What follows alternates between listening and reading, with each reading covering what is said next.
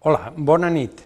Estem una altra setmana, en una altra realitat empresarial, i jo, com sempre, volia dir-vos quatre coses abans de començar el nostre invitat, que és de sumo interès i de suma actualitat, per això este programa jo crec que serà molt interessant. Jo volia dos coses de comentar-vos sobre la situació de la guerra comercial, que, bueno, pareix que està més apaciguada, però que està ahí latente i jo crec que rebrotarà en un moment determinat amb la força de tot el que n'hi ha darrere. Per una banda tenim els arancels. És algo que s'ha imposat, evidentment està fent caixa als Estats Units, el que passa que això al final ho té que pagar l'importador, la qual cosa va contra el consum i va contra el consumidor dels Estats Units. Per tant, el que va per una part que li va bé a l'economia americana, per l'altre pot portar tres o quatre coses aparellades que no vagin gens bé. Per tant, en això que vol els Estats Units, o que vol el president dels Estats Units, el que vol és exportar més i importar menys. Per tant, millorar la seva balança comercial. N'hi ha que tindre en compte que ell ha deixat fora de tot això alguns béns que per a ell són molt interessants, per exemple, les tierres rares, després algunes qüestions d'alta tecnologia, vull dir que n'hi ha determinades coses que han quedat fora de tot això. Però, definitivament, l'arancel és un impost al consum, un impost més. I la segona part que jo volia comentar és la reacció. He estat llegint tres o quatre persones que jo crec que tenen una relativa i una bona informació i tots diuen que l'ojo por ojo i el diente por diente, que és mal, en economia és mal. N'hi ha que preparar una estratègia per a veure la resposta com té que ser i el que no se pot fer és una reacció així a colp arrepent i tirar endavant. Per tant, el fet que uno se tire des d'un pont no vol dir que 40 que van darrere se tiren també, sinó que se poden quedar sense tirar-se del pont. Una resposta estratègica jo crec que és algo que deveria anar considerant-se i suposo que les mentes de la comunitat europea estaran considerant-lo. N'hi ha una altra cosa que té una importància igual o superior als arancels, que és la depreciació del dòlar. Evidentment, nosaltres estem vivint ara la primavera de tot el que és el petroli, perquè, evidentment, estem comprant molt barat perquè realment el dòlar ha caigut i, per tant, estem comprant estupendo. Però, bueno, esto suposa que algun dia el dòlar tornarà a pujar i se mos acabarà esta bicoca, que per cert jo no he vist que s'hagi trasladat tant la depreciació del dòlar al preu final, no ho he vist, però suposo que sí. Per tant, la depreciació del dòlar té els mateixos objectius. Menys compra, més venda. I ja per acabar, n'hi ha un altre problema aparellat que són les inversions. Bueno, pareixia que Espanya és un país que inverteix poc en... El problema dels Estats Units és que els bons, la deuda i tots els actius estatals estan dispersos per el món i té un problema seriós perquè ja ho vam parlar un dia, Japó té una tendència a eixir-se, a no invertir ja més en els productes dels Estats Units, Xina li passa 3/4 de lo mateix i suposa que antes o després Europa li passarà el mateix. Espanya, anant a lo concret, té 150.000 milions d'euros invertits en bonos i en deuda americana, qüestió que no és menor, i en bolsa, és una qüestió superior. Per tant, estem anant a un escenari que jo crec que és un poc incert.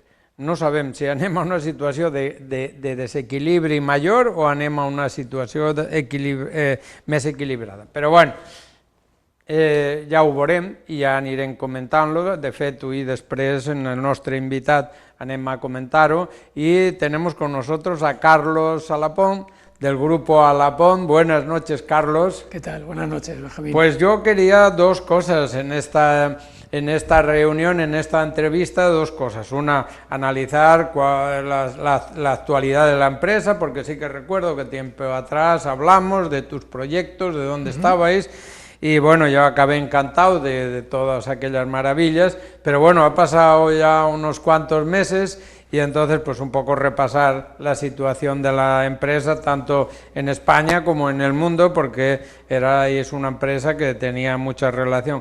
Y luego la segunda parte sí que quería ya dedicarla a esto que estábamos hablando, las relaciones de Europa, de España con América. Así que eso es lo que tenemos en el programa. ¿Qué tal? ¿Cuál es tu ánimo de entrada? Bueno, en primer lugar, muchas gracias por invitarme otra vez a tu programa. Sí, en cuanto a las noticias nuevas, si recuerdas, en la última entrevista que estuvimos aquí, hice mención a que habría un momento que habría que elegir, es decir, en globalizarse un poco más de lo que estábamos, en elegir por un negocio global o mantener el familiar. Con mucho dolor de nuestro corazón y nostalgia, pues vendimos la división de ascensores, que es en la que yo profesionalmente me desarrollé y comencé, pero había que tomar una decisión porque era un ámbito muy regional, muy local y de algún modo nos estaba frenando en el proyecto de logística. Ya. Entonces, lo que era la división de ascensores, que era José Alapont Bonet SL, de las dos patas de negocio, de la parte industrial que fabricamos equipamiento logístico y todo lo que es tema de puerta de cámara fría y puerta seccional y para nave industrial, y clientes por todo el mundo, a una empresa local que estábamos encantados, que nos maravillaba, pero que para la gestión y del día a día era incompatible. Ya. Y bueno, pues ya no somos ascensoristas en primer grado, no tenemos servicios, seguimos manteniendo una de las fábricas, sí, pero también con un perfil muy exportador y con proyectos de internacionalización. ¿Vosotros ahora cuántos empleados tenéis, a grosso modo? Pues mira, no llegamos a los 200, porque ha habido un incremento en los últimos años, sobre todo en la parte exterior, en nuestras filiales en Chile, en Estados Unidos y otra vez en Francia, que hemos retomado operaciones. Y alrededor de 180, 190. Bueno, pero en esos países tenéis empleados también, sí, lógicamente. Sí, podemos hablar con toda seguridad de 500 trabajadores. No, ahí está la totalidad. Ahí es todo. Totalidad. Muy bien. ¿Y en cuántos países estáis ahora? Bueno, estamos vendiendo en más de 50 países, es la parte exportadora, pero la parte de la que llamamos nosotros internacionalización es cuando estamos con pleno derecho, por decirlo de algún modo, somos una empresa local. Estamos presentes en Estados Unidos, en Francia, en Chile y en México. Tenemos ahora proyecto en Italia, que está en una fase un poco embrionaria. Hemos hecho ya un gran proyecto para una cadena de supermercados que se llama Eurospin, con 1.600 tiendas, y le hemos hecho 2 centros logísticos, uno en el centro de Italia, en Maggione, y el otro en el sur, en Sicilia. Y luego la parte mexicana, somos Walmart Approval, que somos proveedores de Walmart. Tenemos un producto en concreto que ha sido validado y bueno, ahí estamos también trabajando con ese arancel, o sea, vemos aranceles por todos los lados. Bueno, eso lo veremos ahora después, a continuación.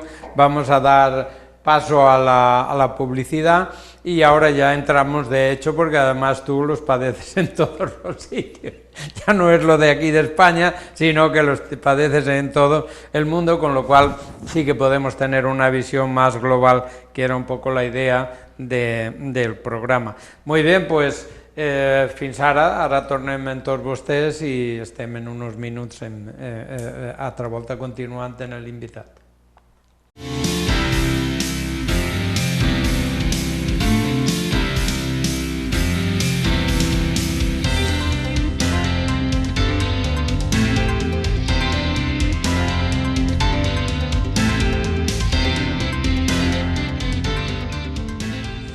Hola de nou, pues estem en Carlos Alapont i hem vist un poquet l'actualitat de l'empresa i ara anem a entrar directament en un poquet la situació comercial mundial, sobretot, bueno, pues, tocant el tema de arancels. Pues, Carlos, tú estás en todos los sitios, te tocan todo tipo de aranceles. Yo lo que me gustaría es saber tu opinión global, sin entrar aquí o allá, que entraremos después. ¿Cuál es tu opinión de este movimiento? ¿Cómo lo ves? Sí, si te parece, yo haría si quieres, un repaso porque para nosotros ha sido una cuestión práctica, es decir, el arancel no estaba en la vida de prácticamente nadie en Occidente, o sea, Occidente hasta hoy en día, y de algún modo sigue siéndolo, es un zoo, donde en comparación con otros sitios, y cuando me refiero a Occidente me refiero a Estados Unidos y Europa, sí. y no teníamos ese zoo, pues podía tener intercambio de mercaderías y de bienes y de servicios sin ningún tipo de impuesto. Entonces fue como un jarro de agua fría. Primero, yo creo que como todo el mundo entras en una fase de negación, nadie entiende y aparte todo el mundo duda, era un poco como la época de la pandemia, que no sabía nadie aplicar ni qué había entrado ni qué no había entrado. La figura del forwarder, que es las empresas que se encargan de transportar los contenedores y de ayudarte con toda la parte burocrática de nacionalización de productos en el país, tampoco lo tenían muy claro, porque era como cortar jamón y comértelo, ¿no? Es que salían las directrices, pero no estaban publicadas. Entonces teníamos mercancía por el camino, mercancía por salir, mercancía que estaba en el puerto, entonces se nos generaba ahí una... Y al final la conclusión a la que llegamos nosotros, y por eso te digo que es una visión muy práctica, es que los aranceles son como las olas del mar. O sea, te pueden ahogar, te pueden destruir, pero también las puedes surfear, me refiero... Y al final son para todo el mundo igual y te hacen competir. La primera impresión que tenemos de esta cuestión global que tú dices es que el arancel como tal, o como yo lo había entendido mientras lo estudié y un poco la parte teórica, es que era una medida proteccionista en un principio, más que recaudatoria. Pero yo os puedo decir que el objetivo de la administración americana, de la administración Trump, es recaudatoria. Yo no tengo ninguna duda. Es decir, porque no tiene nada que proteger. Me refiero, ¿Tú cuánto calculas que está recaudando mensualmente este hombre? El último report es que está ya en una cota de 30 billones, o sea, están 30.000 millones. 30.000 millones al mes. Al mes. Entonces, claro, vamos a ver, si a eso le sumas, es verdad que tienen ahora una devaluación del dólar, que de algún modo sí que les permite en productos agrícolas que son muy competitivos poder exportar más, o en software o demás, que el coste de oportunidad ahí ya lo tienen amortizado, bueno, pues puede ser muy bueno y muy atractivo para su industria. Pero al final, el arancel, como tú decías en la introducción, el arancel no lo paga el exportador, el arancel lo paga el importador, porque es un impuesto que se liquida en aduana, y en la aduana de recepción de materiales. Entonces, en este caso, hasta donde yo he podido ir averiguando y he leído, lo que dicen los expertos es que en todo este periodo todavía no se ha agotado el stock que había en el país. Pero sí, que está consumiendo entonces, lo que estaba todavía hay un stock de reposición que todavía no ha llegado al mercado y posiblemente no lleve ese 15%. Entonces se habla de que este segundo semestre, cuando salgan los datos, veremos cómo ha afectado la inflación. Y luego, ya sabes que en Estados Unidos la inflación quita y pone presidentes, es decir, el americano vota con el bolsillo. Y bueno, y los tipos de interés. Bueno, esa es otra cosa. La gran batalla de él. Ahí lo que hay por su parte, es decir, si comparamos la deuda pública o el coste del dinero en Europa, que está alrededor del 2% y allí al 4%, y viene de un 5 y pico, él ya cuando entró en su programa decía que se tenía que financiar al 3%. Entonces sabéis que allí, bueno, tú sabes que la Reserva Federal es independiente, hay una fecha muy señalada, ha estado en batalla con Jerome Powell desde la campaña, o sea, él ya en campaña ya tenía fijación por él y le estaba exigiendo reducir el tipo de interés a lo que sea, ¿no? Este hombre, que es prudente y tal, ha decidido hacerlo cuando él considere, cuando él toque, como organismo independiente que es, y que tiene que tutelar y controlar esa inflación. ¿Por qué lo hace? Bueno, pues lo hace por lo mismo, es que decir, Estados Unidos no se puede financiar esa gran deuda que tiene de 139 trillones o 100, que es una barbaridad. Mejor no nombrarlo. Sí, es que asusta. Entonces, esa deuda sin fin, por decirlo de un modo, que no nos damos cuenta, pero al ser una divisa de reserva, pues parece que tiende a infinito, pero nos hemos dado cuenta todos que a infinito no va. Pero por sintetizarlo y acabar, 17 de septiembre, Jerome Powell, una fecha muy señalada por muchas razones, baja un cuarto de punto. Y ya preanuncia que antes de que acabe el año y a finales de febrero, ¿por qué? Porque el objetivo de este hombre, tanto con los aranceles como con la bajada de tipos, es bajar la factura de la deuda americana. Igual que, bueno, tampoco lo hemos nombrado, el shutdown, el cierre de la administración parcial, que está siendo muy selectivo, está quitando aquellas cosas que a él le molestan, las otras las sigue pagando. Entonces es curioso, lo que está haciendo es, y aparte, la verdad es que creo que de algún modo nos desorienta a todos porque no hay fin electoralista, este tío no puede ser reelegido. Entonces, bueno, eso hay opiniones, ¿eh? Sí, bueno, pero hoy por hoy, con la legislación actual norteamericana, tendrían que hacer un cambio. Entonces, no se da. Él ya le ha pedido al Supremo que vaya mirando su caso, ¿eh? Sí, bueno. O sea que yo no lo daría por tan seguro que no sea reelegido, ¿eh? Sí. Eso al final es cambiar la Constitución y se hace con pocas cosas. Pero no, sigue con que te he interrumpido y estaba... No, para nada. Bueno, pues eso es lo que te digo, que nosotros no sabíamos nada de aranceles, no sabíamos nada de esto y de repente pues nos hemos visto surfeando en el tema. Nosotros hemos tenido allí dos tipos de clientes, sobre todo en la parte americana. El cliente, por decirlo de algún modo, muy trampista, que no puedes plantearle que le vas a hacer una subida y que viene de ahí, le podrás dar otros argumentos. Y luego otro más comprensivo, nosotros no hemos tenido la necesidad porque parte del proceso ya lo hacemos allí. Entonces es un mercado de un margen un poquito mayor y tampoco hemos querido tirar por la ventana pues todo el esfuerzo hecho. Y por otro lado, tenemos ya una ventaja competitiva porque ahora mismo no solo el tema del arancel y del cambio de divisa, como tú decías, que realmente el cambio de divisa lo que hace es retener esos 150.000 millones que tenemos los españoles ahí invertidos, porque invertimos con un cambio a 1,05. Claro, lo tienes esta mañana a 1,16, pues claro, tienes ahí 11 céntimos que de momento los tienes perdidos. Que han desaparecido. Se tendrá que volver, pero por otro lado es un buen momento para ir de compras. Es decir, yo esta mañana sabía que íbamos a hablar de este tema, viendo varios expertos y como bueno, si alguien lo supiera, pues todos nos haríamos ricos rápidamente, pero al final unos apuestan por $1 a 1,15, otros a 1,20, si rompe el 1,20 a 1,22.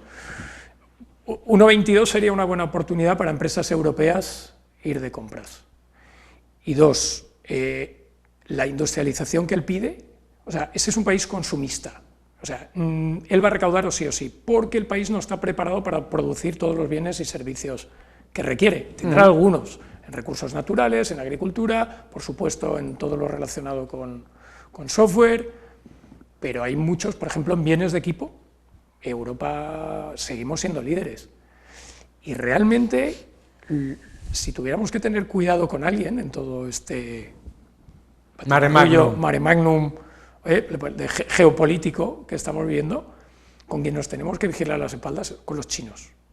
Sí. ¿Por qué? Porque al final estos señores tienen una capacidad productiva enorme que se les está dificultando poder entrar en un mercado que era un mercado natural de ellos, que era el americano, donde eran muy felices, donde ahora, y toda esa capacidad productiva ellos la van a intentar colocar. ¿Dónde nos hemos encontrado esa competencia nosotros? En Latinoamérica. Estábamos compitiendo con norteamericanos y ahora competimos con chinos. Y entonces pasas de ser tú el barato con calidad europea a tener otro que es más barato y ahora tienes que demostrar tú, por eso te digo que a veces vemos en el telediario todas estas cuestiones geopolíticas y no nos damos cuenta en cómo nos afecta pues eso, a una pyme de pueblo como la nuestra, de andar por casa, y es así, o sea, es que nos afecta y mucho. Bueno, yo una de las cuestiones que he leído a este hombre varias veces es que él llama a las empresas, digamos, que dejen Europa y que se vayan allí a producir porque serán mucho más felices y estarán mucho mejor. Supongo que esto tendrá un efecto limitado, pero quiero pensar que también habrá empresas que dirán, oiga, pues yo me voy allí, produzco allí, vendo allí y me quito todo este lío. Sí, podríamos entender eso inicialmente, pero realmente eso estaría bien, pero tienen un problema de empleo enorme. Es decir, allí necesitan más gente de la que tienen. Y necesitarán más porque... Claro, pero además ahora la política migratoria es mucho más restrictiva. Sí. Entonces, estás adoptando una política de que quieres que de algún modo se industrialice, pero por otro lado estás restringiendo la entrada de potenciales trabajadores o de trabajadores cualificados. Yo personalmente creo que esa industrialización, por lo menos en el sector nuestro que lo conocemos y he visto muchas plantas, nosotros, Europa, yo ya no hablo de España, que además España podemos estar muy orgullosos de nuestro producto, de nuestra manera de producir, de nuestra ingeniería, o sea, podemos ir con la cabeza bien alta. Si algo he de decir es que todavía no nos lo creemos lo bastante y no le hemos dado ese valor a todo eso que sabemos.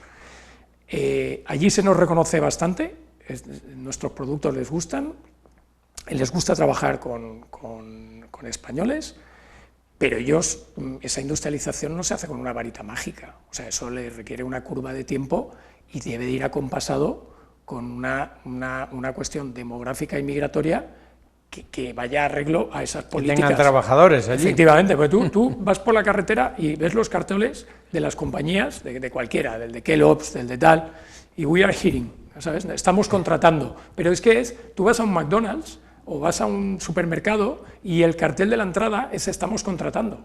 O sea, es que sí, que están buscando gente, vamos.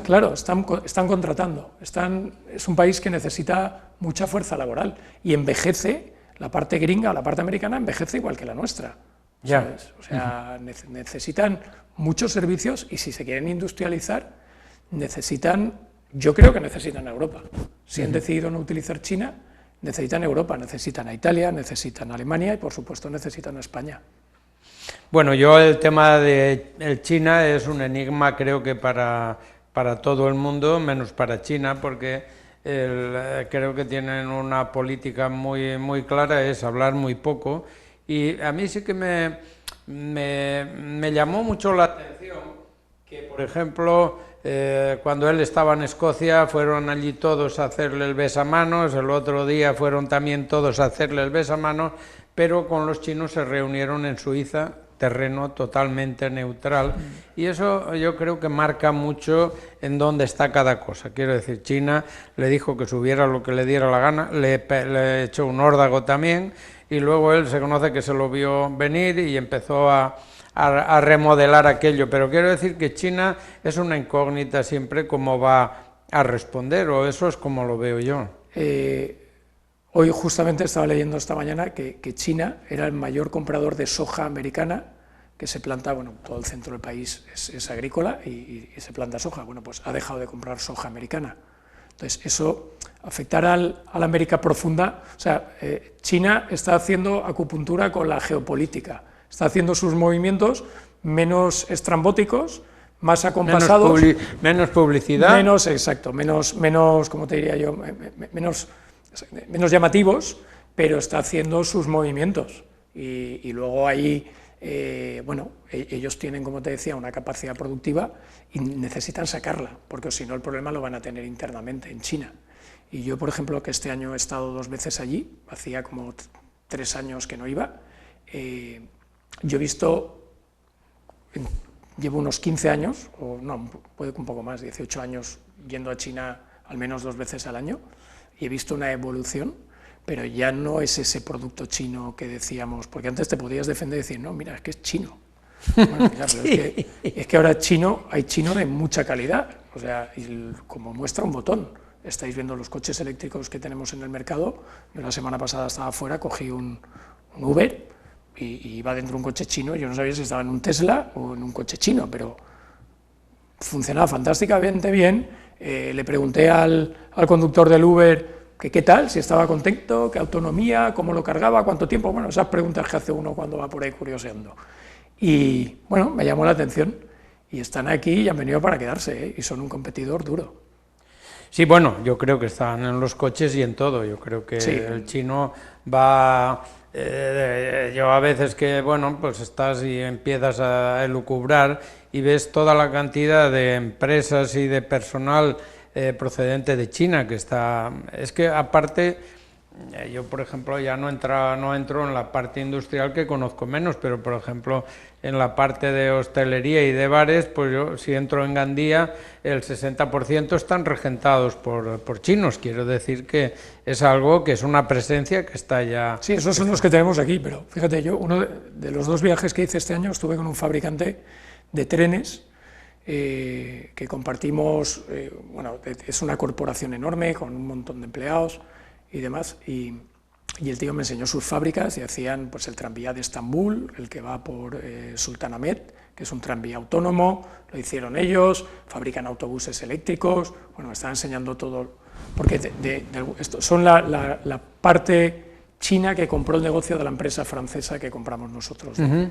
ascensores. Entonces sigo manteniendo por la empresa en Francia de repuestos, como te he dicho, y de material de ascensores, sí que la mantenemos, y bueno, mantengo relación con ellos en algunas cosas, y bueno, me enseñaron las fábricas.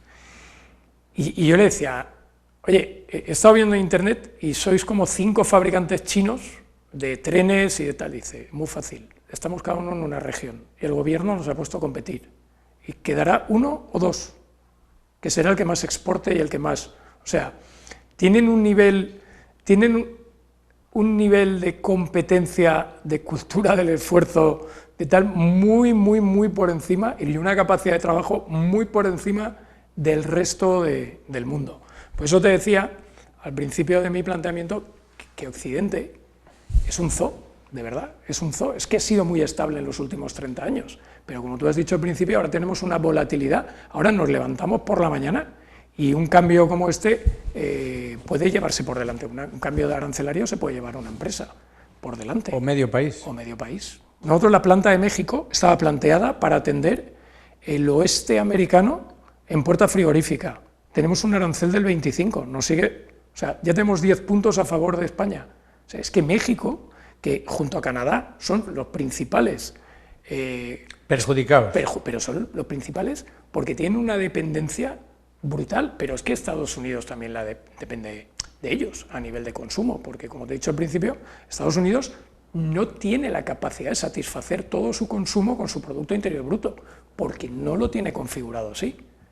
Tiene un Producto Interior Bruto maravilloso, pero no satisface la demanda interna que tienen. La demanda interna tiene que apoyarse en China, tiene que apoyarse en Sudamérica y tiene que apoyarse en Europa.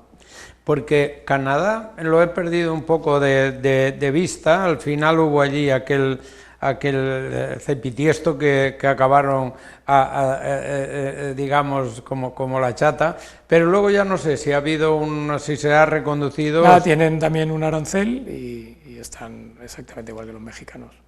Sí, que les ha metido un arancel por arriba. Sí que ha habido sectores como la automotriz y demás. ¿Por qué? Porque estuve leyendo ya al principio de todo esto, un coche General Motors producía una pieza que se hacía en Canadá, le hacían no sé qué en México y luego volvía a Estados Unidos. Entonces, ¿qué hacías? Le incrementabas, entonces tuvo que hacer como una salvedad con determinadas líneas de productos, porque si no, vamos, se quedaban se quedaban sin componentes en nada, y entonces parar una planta de General Motors pues le podía traer otro tipo de problemas.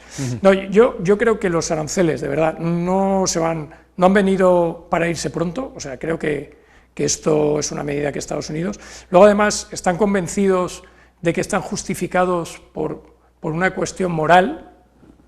Ahí lo dejo, no la justifico para nada, me refiero, pero que el mundo está en deuda con ellos, porque ellos han sido la policía del mundo y porque tienen la divisa de reserva y porque bla, bla, bla, bla, bla, bla, bla, bla, bla.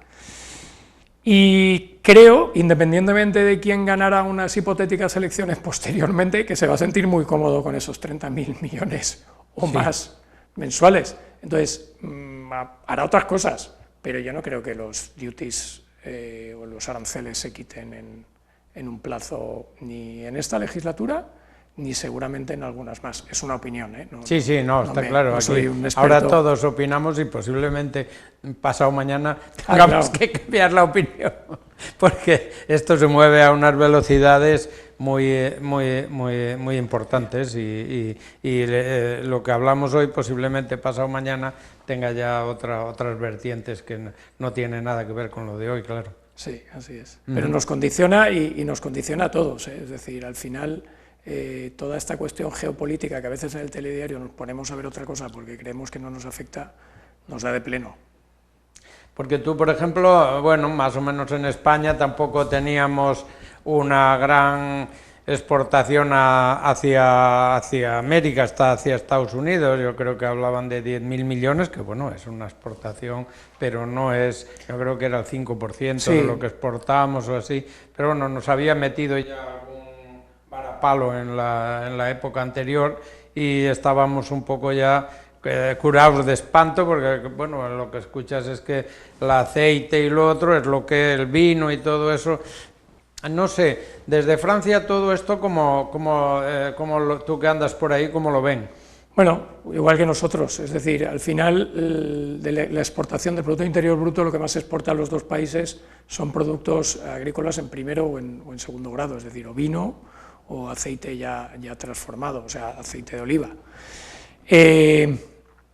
Yo personalmente creo que la oportunidad, si de verdad él es fiel a su programa y quiere la reindustrialización, la gran oportunidad está en la parte industrial, es decir, ahí están huérfanos, de verdad, eso es todo un abanico de posibilidades en automatización, y aquí tenemos grandes empresas en España haciendo grandes proyectos.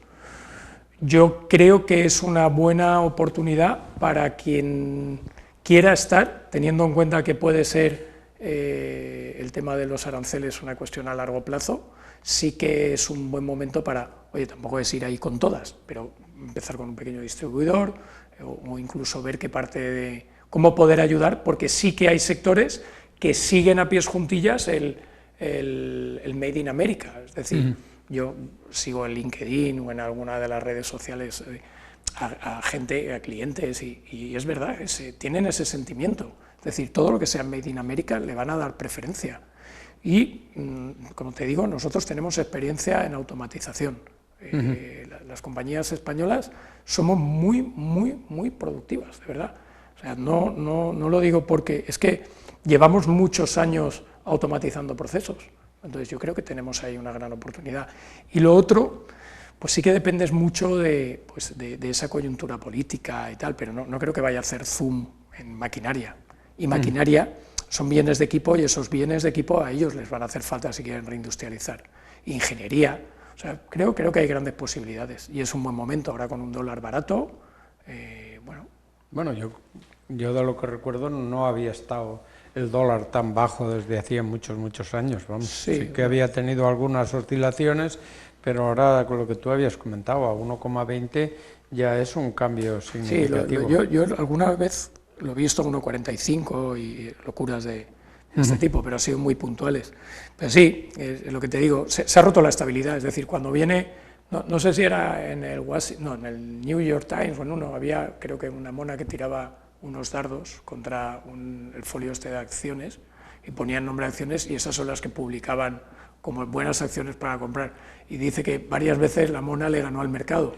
Bueno, pues ahora la verdad es que, claro, ¿quién da una opinión y quién da un consejo, no? Sí, o sea, aquí al final las decisiones las tiene que tomar uno. Nosotros hemos apostado por posicionarnos y apostar por ese mercado porque creemos que es un mercado de oportunidad, que es un mercado que si haces bien tu trabajo te lo reconoce, te paga bien, es estable, y luego desde el punto de vista, como te diría yo, compensar riesgos, tener una pata en Norteamérica y otra en Europa, pues para nosotros es atractivo, y sobre todo porque el sitio donde más exportamos y donde más trabajamos es Latinoamérica, en nuestro grupo. Entonces, en Latinoamérica los proyectos que llegan tienen dos orígenes, o sea, al final tienen, ¿cómo se monta un proyecto allí? Un socio local y un partner o gringo o europeo. Entonces, si es gringo, viene con especificaciones americanas, normalmente, y si es europeo, pues viene con europeas. Entonces, a nosotros el estar en esos dos sitios nos permite, porque tú ten en cuenta que todo lo que fabricamos allí se fabrica con el sistema métrico imperial, o sea, no gastamos, allí trabajamos con pulgadas y con pies. Entonces, o sea, con el inglés, vamos. Claro, el imperial. Entonces, es que tú lo dices, pero es que esto es al final como, este es el sistema operativo del siglo XIX, o sea, en el siglo XIX y en el siglo XX se utilizaban como barreras proteccionistas los aranceles, La electricidad, por eso ellos trabajan a 115 voltios, con un amperaje altísimo, y aquí todo el mundo nos echamos las manos a la cabeza, aquí no lo haríamos, trabajan con monofásico, entonces los sistemas operativos que protegían la industria eran, en este caso, los sistemas de medición y los sistemas eléctricos, la energía. Porque al final, digamos, vuestra posición en Chile, digamos que estaba enfocada a Estados Unidos o era no, el resto. La de Chile era porque, bueno, al final tampoco te creas que a veces se meditan tanto las decisiones, es porque encuentras al socio, efectivamente, encuentras al socio adecuado, oportuno, y nosotros tenemos allí un tío magnífico que es español, pero fue a residir, que se llama Marcos Santamaría, y es nuestro socio, y bueno, y estamos con él ya unos cuantos años, y la idea era posicionarnos por un tema de Mercosur. ¿Por qué? Porque Mercosur, o sea, el país con códigos arancelarios más agresivos que había en el planeta hasta que vino Trump, era Brasil. Entonces, claro, Brasil es un grandísimo mercado, pero que si tú mandas algo de aquí vale casi el doble entre el transporte. Entonces, claro, si tú eres capaz de producir algo allí tienes una ventaja competitiva. Entonces, nosotros iniciamos operaciones en Chile pensando siempre en el Mercosur, pero también te he de ser sincero, la operación de Chile ha sido tan grande una vez nos hemos establecido allí, que todavía no hemos tenido, o sea, a Brasil hemos ido 2 veces, hemos intentado comprar una compañía, tuvimos la sensación de que nos estaban tomando el pelo, ¿sabes? Ese era el bienvenido Mr. Marshall, pero español, y vimos ahí unas cosas que no nos parecieron bien, declinamos y estamos ahí en stand-by viendo oportunidades desde Chile. Pero el mercado Mercosur también es un mercado muy atractivo, y creo que ahí España también tiene una oportunidad fantástica, es decir, un alemán, un francés o cualquier país del este de la Unión Europea o incluso italiano, bueno, el italiano con Argentina tiene cierta ascendencia, lo tiene difícil. ¿Por qué? Porque por mucha tecnología luego hay una cuestión solo cultural e idiomática que les resulta extraño, el cambio horario, es así, ¿no? Ese feeling que tenemos. Entonces, joder, yo creo que España tiene que ser esa punta de lanza en esos mercados que debemos de ser la puerta de Europa a todo eso y hacernos valer. Creo que es una grandísima oportunidad también. Porque, no sé, yo Mercosur lo veo que era un gran proyecto, pero que está varado, eso es un poco la sensación que tengo. Bueno, aquí en Mercosur lo que se trata es de saltarte los aranceles de Brasil, porque la gran mayoría de países tenemos acuerdos y no suele haber. Pero una curiosidad, ¿no? Chile, con el que hemos tenido un convenio histórico y no hay aranceles desde nunca. Bueno, pues hace unos meses sacaron un código que se llama REX, Registro de Exportador, que se obtiene aquí en España al Ministerio de Hacienda. Bueno, pues todo lo que no tuviera REX, o sea, aquel exportador que a lo mejor era ocasional, que mandó algo allí, cuando nacionaliza a tu cliente, pagaba un 7. Por eso te digo que lo de los aranceles le ha gustado mucho, porque no es tan proteccionista y es muy recaudatorio.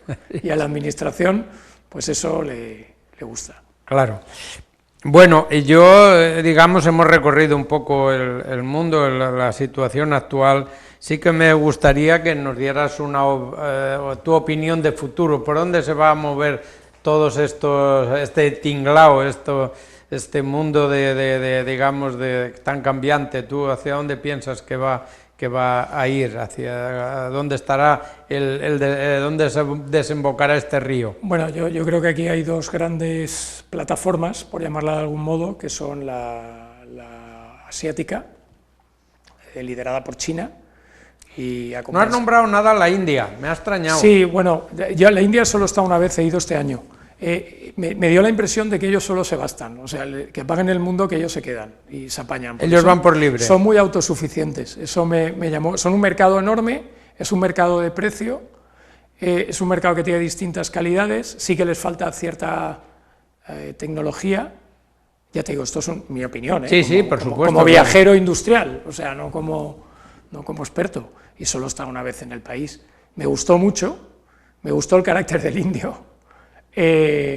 Si yo tuviera que establecer una planta, la establecería antes en India que en China, hoy por hoy, por diversas razones, y también te digo, entre otras, pues creo que nos entenderíamos con todas las diferencias culturales, creo que sería más fácil con los indios, con todas sus peculiaridades, porque cuando tú te crees que están diciendo que sí, es que están diciendo que no, y cuando nos dan... Te dicen que sí,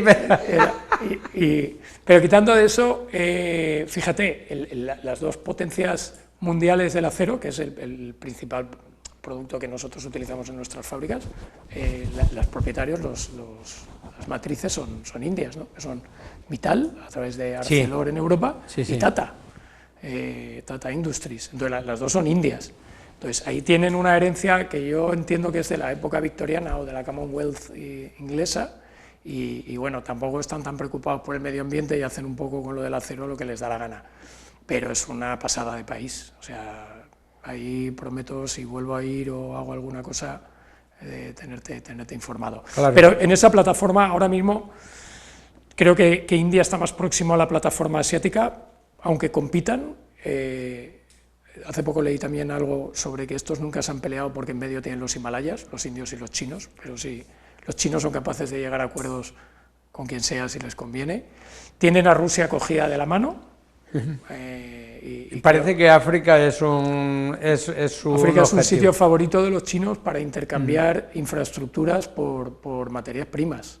Sí. Y ahí yo creo que Europa, que han sido la gran mayoría colonias, hemos perdido otra oportunidad. Sí. Es decir, teníamos que hacer valer, porque muchos de ellos, sobre todo a nivel administrativo y a nivel burocrático, tienen sistemas europeos. La que no fue holandesa fue portuguesa, la que no francesa, la que no española.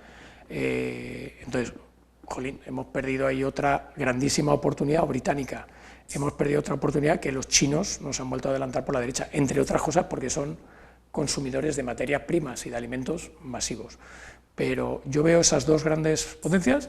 El problema es que Europa tiene que elegir, y como tú bien dices, está un poco la sopa boba, o sea, aquí no sabemos aún si vamos, mi padre decía... Lo que pasa que yo, Carlos, te digo una opinión que he expresado varias veces. Yo creo que Europa es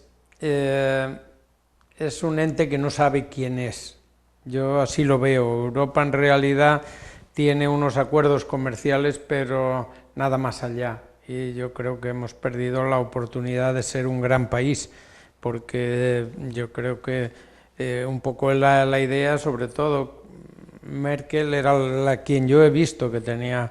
Lo que pasa que después los localismos, y ahora además yo veo un problema. Europa está llamado a gobernar partidos que no creen en absoluto en Europa y por tanto tenderán a ir soltando lastre y desvinculándose. Yo creo que esto es un problema para la economía total de Europa, es un problema importante. Sí, yo creo que debemos de hacer un esfuerzo por que se mantenga en todos los sentidos, porque económicamente se ha demostrado que es una apuesta válida para... Aun con todos los desequilibrios de renta que tenemos entre los distintos europeos que tenemos unificada la moneda. Pero con independencia de esto, creo que Europa, de un modo u otro, también podría adoptar una posición neutral, pero no puede ser neutral en todo. Hay momentos en los que hay que decidir, porque bueno, Suiza ha sido neutral toda la vida y no le ha ido mal, pero es un país pequeño, se puede gestionar muy bien, están muy bien avenidos y están muy bien educados. Aquí es que tenemos, como tú bien dices, cada uno de un padre y una madre, con idiomas diferentes, con niveles de renta totalmente diferentes, y que este territorio común nos está generando desequilibrios, por ejemplo, en el mercado de la vivienda en una ciudad como Valencia. Un señor vende en Ámsterdam un piso por 3 millones y puede pagar 1 millón, y el local, un piso que su renta le permitiría pagar 500.000, pues o paga 1 millón o no tiene piso. Yeah. Entonces, aquí hay otros factores, ¿no? Y otros movimientos que... Pero Europa yo creo que está muy entretenida, como tú bien decías, en la política interna. Sí. Y la política interna la trae de cabeza. Y entonces, como que el día a día no le deja pensar. Y luego el estado del bienestar, que yo lo defiendo al 100%, que creo que es una característica de nuestra Europa común, tiene que ir acompasado, o sea, no puede ir a deuda infinita. Es decir, desde mi punto de vista lo que está pasando es que se está dando un bienestar, que está bien, pero cuando ya no puedes subir más los impuestos, aumentas tu deuda. Entonces, pero eso no es correcto. Entonces, lo que tenemos que hacer es aumentar la productividad en todo, volver a centrarnos y eliminar todas estas Yo creo que hay 6 o 7 variables. Hay varias palancas. Hay 6 o 7 variables que había que analizar profundamente. Lo que pasa que, claro, realmente también nosotros estamos en un momento que gobierno no hay, gobierno de las periferias tampoco hay, y entonces evidentemente estamos en un país semigobernado, y eso, claro, lleva... Hombre, dicen, es que vamos muy bien, sí, pero... el día que nos despertemos igual... Pues yo digo una cosa, la sociedad española en general, me refiero, yo desde mi ámbito, desde la posición profesional que tengo, interactúo con mucha gente, somos muy resilientes en realidad la sociedad, es decir, hemos pasado dictaduras, gobiernos de un tipo, sí, otro. Seguro. Entonces creo que tenemos mucho que hacer cuando hacemos las cosas de corazón, bien hechas, y bien intencionadas. Y entonces yo creo que la sociedad española no quiere perder este tren que tenemos y saldremos adelante como hemos salido siempre. Sí, lo que pasa es que tenemos 2 o 3 patas que se nos pueden romper cualquier día, y si se nos rompe una de esas patas podemos empezar a cojear. Pues mira, pero entre empresarios, al final cada uno ocupa un sitio en la sociedad, pues entre empresarios, aunque la figura del empresario durante algún tiempo estaba muy demonizada, pero al final es un actor social más, y trabajadores y demás, pues seguiremos empujando para que esto no pare. Hay otra cosa que yo no con una actitud positiva. No acabo de ver la salida. Nos estamos haciendo, de lo que yo veo a pie de calle, nos estamos haciendo un país caro. Sí, mira, el café mismo y la botella de agua. Yo he estado en Italia hace 3 semanas, he llegado a pagar 0,90 por un café, creí que se habían equivocado. Entonces sí, cuando ya vas a Italia y te cuesta el café más caro aquí que Italia, te llama la atención. Yo creo que yo sí que sigo el día a día en unas cosas y otras, en cosas pequeñas, pero estás viendo que nos estamos haciendo un país caro, y eso tampoco sabes hasta dónde llega. Carlos, pues pasado Fallas te llamaré y seguiremos discutiendo, porque bueno, todo esto es impresionantemente interesante, porque además tú hablas de primera mano, porque los demás hablamos de lo que oímos, de lo que leemos, pero tú hablas de una primera mano, y eso es siempre muy interesante. Nada, agradecerte que hayas compartido tu conocimiento, tu know-how con nosotros, y bueno, la próxima vez después de Fallas volveremos a hablar. Muchísimas gracias. A ti, y muchas gracias por tu libro, que me lo leeré con detenimiento y con mucho, bueno, mucho cariño. Yo estoy seguro que te encantará, y bueno, es otro empeño, y al final lo importante, yo creo, en la vida es mantener la ilusión. Eso es Estupendo. Lo importante. Muchas gracias, hasta la próxima. Pues res, la setmana que ve continuarem en altres casuístiques, en altres empreses. Gràcies per tot i molt bona nit. Moltes gràcies. Adéu.